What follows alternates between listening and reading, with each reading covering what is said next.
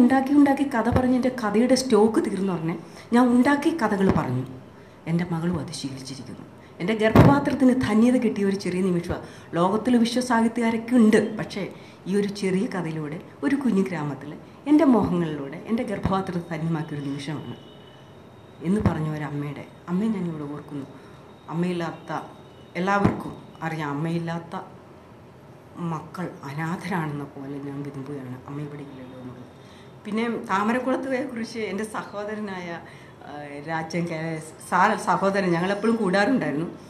അദ്ദേഹം പറഞ്ഞു, എൻ്റെ താമരക്കുളം ഒത്തിരി നല്ല സ്ഥലമല്ല, പക്ഷേ നല്ല സ്ഥലമല്ല, എങ്കിലും എനിക്ക് വലിയ അഭിമാനമാണ്. കാരണം അവിടെ റൗഡികളുണ്ട്, കൊല്ലുന്നവരുണ്ട്, കഴുത്ത് വെട്ടുന്നവർ. എൻ്റെ അമ്മയെ കല്യാണം കഴിച്ച് കൊണ്ടുവന്ന് താമരക്കുളം എന്ന് പറയുന്ന സമയത്ത് അമ്മയുടെ വീട്ടിലെല്ലാം സാധിക്കലും നല്ലവരായ ഒരു കുടുംബക്കാരായിരുന്നു. അപ്പോൾ താമരക്കുളത്ത് കൊണ്ടുവന്നപ്പോൾ അവിടെ എല്ലാവരും തലവെട്ടും.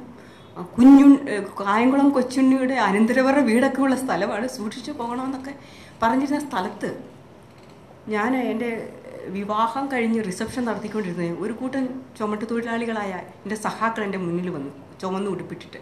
അവരിങ്ങനെ ഒതുങ്ങി നിന്നിട്ട് പറഞ്ഞു, മാറി നിന്നിട്ടൊരു ഗിഫ്റ്റ് തന്നു ഉടുപ്പിനകത്ത് നോക്കണം. ഞാൻ പ്രസംഗിക്കാൻ പോകുമ്പോൾ അത് കേൾക്കാൻ വരുന്ന എൻ്റെ നാട്ടിലെ സഹാക്കന്മാരെ എനിക്ക് കൊണ്ടുവന്ന നാരങ്ങ മുട്ടായി ആയിരുന്നു അത്.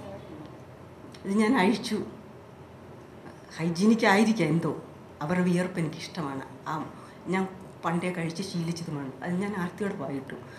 അപ്പം താമരക്കുളത്ത് ഏത് സമയത്ത് ഒരു പ്രാവശ്യം ഞങ്ങളുടെ നാട്ടിൽ, ഞാൻ ദീർഘിപ്പിക്കുന്നില്ല, അനുഭവങ്ങളിങ്ങനെ ഇതിൻ്റെ മുന്നിൽ പല മുഖങ്ങളിരിക്കുമ്പോൾ ഇങ്ങനെ പോവുകയാണ്.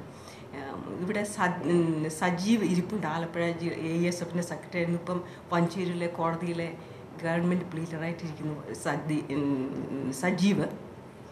അപ്പം ഞങ്ങളെല്ലാം ഇവിടെ ഒരു സമരം നടത്തി. ഇപ്പോൾ റോഡിലിരുന്ന ഒരു പയ്യനെ, പേര് മറന്നു, സതീഷ് എന്നാണ് തോന്നുന്നു പേര്.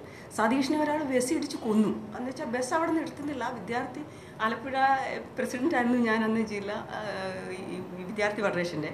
അപ്പോൾ ആ ബസ് ഇടിച്ചു അയാൾ. അവിടെ ഇരുന്നപ്പോൾ ആ സതീഷ് ബാബു എന്ന് പറയുന്ന ഡിഗ്രിക്ക് പഠിക്കുന്ന കുട്ടിയുടെ ദേഹത്തോട് ഇങ്ങനെ ബസ് ഇടിച്ചു കയറി, അവൻ മരിച്ചു. ഞങ്ങൾ ധീരകൃത്യത്തോടെ ഇങ്ങനെ പോലീസ് സ്റ്റേഷൻ പിക്കറ്റ് ചെയ്തു. പിക്കറ്റ് ചെയ്തിട്ട് എന്നെ അറസ്റ്റ് ചെയ്ത് കൊണ്ടുപോയി. അപ്പോൾ തിരിച്ച് രാത്രി വിടണമെന്ന് ചോദിച്ചോണ്ട് ഞാൻ പറഞ്ഞു, പാർട്ടിയാണ് ഇന്നത്തെ പോലെ, പാർട്ടി പറയുന്നത് എന്തും ചെയ്യാം, വിടണോ, അറസ്റ്റ് ചെയ്ത് കൊണ്ടുപോയി. അപ്പോൾ ആകട്ടെന്ന് പറഞ്ഞ് തിരിച്ചു വന്നു. എന്താണെങ്കിലും വെളുപ്പാങ്കാലത്ത് ഞങ്ങൾ തിരിച്ചു വന്നപ്പോൾ എൻ്റെ അമ്മ പറഞ്ഞു, അവിടെ പള്ളിയുടെ അപ്പുറത്ത് കുറേ ഉമ്മമാർ മോളെ നോക്കി ഇരിപ്പുണ്ട്, മോളെ അറസ്റ്റ് ചെയ്തു, അവരെ അടിക്കുമെന്ന് പറഞ്ഞു. അമ്മയ്ക്ക് ഭയമൊന്നുമില്ല. അമ്മ പറഞ്ഞു, എന്തടിക്കാനാ, M.M. ഗോവിന്ദനാരും ശങ്കര നാരായണൻ തമ്പി തോപ്പിൽ വാസിക്കൊക്കെ അഭയം കൊടുത്ത ഒരു വീടല്ലേ, ഞാൻ അവർക്ക് ചോറൊക്കെ കൊടുത്തു. ഞാൻ പറഞ്ഞിട്ട് അവർക്ക് കേൾക്കണില്ല. അതുകൊണ്ട് മോൾ അവിടെ ചെന്ന് പറഞ്ഞു, എനിക്ക് അത്യാവശ്യം സൈക്കിളൊക്കെ പഠിച്ചു. ഞാൻ രാത്രിയിൽ സൈക്കിൾ ചവിട്ടി അവിടെ ചെന്ന് പറഞ്ഞു, ഒരു മണ്ണെണ്ണ വിളക്കുമായിട്ട് കാത്തിരിക്കുകയാണ് ഉണ്ണാതെ. അത്ര മഹത്തായ ഒരു ഗ്രാമമാണ് എൻ്റെ താമരക്കുളം. അതിൻ്റെ ഏത് വഴികളിലൂടെ ഏത് സമയത്ത് നടക്കാനും എൻ്റെ വീടിൻ്റെ ഇറയത്തൂടി നടക്കുന്ന സുരക്ഷിതത്വമാണ് എനിക്കുള്ളത്. ഞാൻ അതിൽ വളരെ ആഹ്ലാദിക്കുന്നു.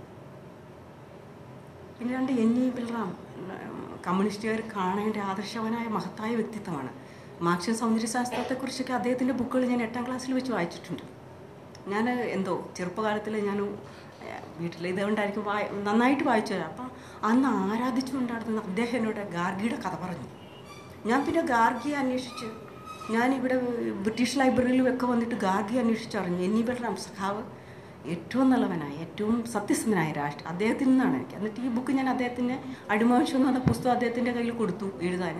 ഒരാഴ്ച കഴിഞ്ഞു അദ്ദേഹം ഭൂമിയോടെ മരിച്ചു കഴിഞ്ഞു. അതുകൊണ്ട് ആ ബുക്ക് അന്ന് അദ്ദേഹത്തിന് എഴുതാൻ പറ്റിയില്ല. അത് കഴിഞ്ഞ് കാക്കനാടൻ ഈ പുസ്തകത്തിന് അവതാരി എഴുതി തന്നത് കാക്കനാടനെ.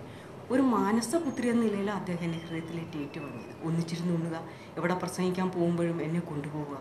ഒത്തിരി അദ്ദേഹത്തിൻ്റെ വാത്സല്യം ഏറ്റുവാങ്ങാൻ എനിക്ക് അവസരം കിട്ടിയിട്ടുണ്ട്. കേശവൻ പൂറ്റി സാറ് KPSCയിലെ, അങ്ങനെ EK പിള്ള സാറ്, അങ്ങനെ കുറേ ആദർശവാന്മാരെ കുറേ പേരിലൂടെ ഞാൻ നടന്നിട്ടുള്ളത് കൊണ്ട് എനിക്ക് ചെവിയൊന്നും കൊടുക്കണ്ട, അത് കേട്ടിട്ട് വന്നാൽ മതി. അതിന് യാതൊരു വിധമായ നമ്മുടെ മനസ്സ് എറിയും വേണ്ട, സാഹിത്യകാരാകും. ആ വിഷയങ്ങളിൽ നിന്നെല്ലാം ഞാൻ പോവുകയാണ്. പിന്നെ കവിയരങ്ങ് എനിക്കൊരു ഭ്രാന്തായിരുന്നു ഒരു കാലത്ത്. കവിത എഴുതും. എൻ്റെ സഹോദര തുല്യനായ രാജൻ കൈലാസെ, ശ്രീയേട്ടൻ കുരിപ്പുഴ ശ്രീമാർ, ഇവരെയൊക്കെ കൂടെ ഞാൻ കവിത ചെല്ലാൻ പോയിട്ട് ആ ഓർമ്മകളൊക്കെ എൻ്റെ മുന്നിൽ വന്ന് നിറയുകയാണ്. പിന്നെ എന്നെക്കുറിച്ച് പറഞ്ഞ കുറേ കാര്യമുണ്ട്. പിന്നെ പ്രവാസത്തെക്കുറിച്ച്, അമേരിക്ക, പിന്നെ നമ്മുടെ ഉള്ളിൽ ഈ ഭ്രാന്തുണ്ടെന്ന് പറഞ്ഞ് പുറത്ത് കാണിക്കേണ്ട കാര്യമുണ്ടോ? നമ്മൾ എന്തുണ്ടെന്ന് വെച്ചാൽ അത് നമുക്ക് എവിടെയാണത് അവതരിപ്പിക്കപ്പെടേണ്ടത് അവതരിപ്പിച്ചാൽ മതിയെന്നാണ് എൻ്റെ വിനീയവാദ. ഞാൻ അങ്ങനെയാണ്. പക്ഷേ മറ്റുള്ളവർ ആരോപിക്കപ്പെടുക എന്നാണ് എനിക്ക് തോന്നുന്നത്. ഞാൻ എല്ലാവരുടെ അടുത്ത് വളരെ ലളിതമായി സംസാരിക്കുന്നു. ഉന്മാദമാണോ ഭ്രാന്താണോ അത് എഴുത്തിൻ്റെ കാര്യത്തിൽ മാത്രമേ ഉള്ളെന്നാണ് എനിക്ക് പറയാനുള്ളത്. ഞാൻ അതിൽ നിന്ന് പിന്മാറുകയാണ്. അപ്പം ഭ്രാന്തെന്ന് പറയുന്നത് അതൊരു ഭൂഷണമായിട്ടാണ് എനിക്ക് തോന്നുന്നത്. എഴുത്തുകാർക്ക് ഭ്രാന്തുണ്ട്, നിഷേധിയാണെന്നൊക്കെ പറഞ്ഞ ഒരു അതൊരു അവർ പറയുന്ന ഒരു നിർവചനമാണെന്ന് തോന്നുന്നു. എനിക്ക് ആ നിർവചനങ്ങളോട് മമതയൊന്നുമില്ല. ഞാൻ വളരെ സാധാരണയായ പണ്ടൊരു പെൺകുട്ടിയായിരുന്നു, ഇപ്പോൾ ഒരു യുവതിയായിരിക്കുന്നു, മധ്യവയസ്ക, ഇനിയും വളരുന്നു. ഇങ്ങനെ ശരാശരി ഒരു മനുഷ്യൻ്റെ ജീവിതാവസ്ഥകളിലൂടെ ഞാൻ കടന്നു പോകുന്നു. അത്രയേ ഉള്ളൂ. പിന്നെ ഇവിടെ കുരിപ്പുഴ ചേട്ടനെ കുറിച്ചൊരു വാക്ക് എനിക്ക് പറയണം. അദ്ദേഹം പറയാത്ത ഒരാളെ എൻ്റെ